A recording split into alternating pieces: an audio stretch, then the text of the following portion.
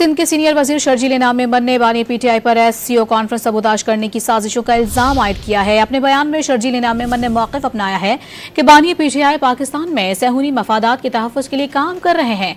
इस वक्त पीटीआई का थिंक टैंक तल अबीब में बैठा हुआ है और पाकिस्तान के खिलाफ साजिशों में मसरूफ है। सिंध के सीनियर वजीर शर्जील इनाम मेंबर ने बानी पीटीआई पर एससीओ कॉन्फ्रेंस सबूताश करने की साजिशों का इल्जाम आयद किया है। अपने बयान में शर्जील इनाम मेंबर ने मौक़िफ़ अपनाया है कि बानी पीटीआई पाकिस्तान में सहूनी मफादात के तहफ़्फ़ुज़ के लिए काम कर रहे हैं। इस वक्त पीटीआई का थिंक टैंक तल अबीब में बैठा हुआ है और पाकिस्तान के खिलाफ साजिशों में मसरूफ है।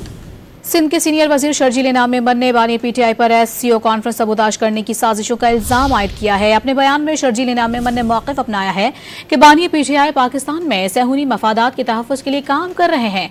इस वक्त पीटीआई का थिंक टैंक तल अबीब में बैठा हुआ है और पाकिस्तान के खिलाफ साजिशों में मसरूफ है।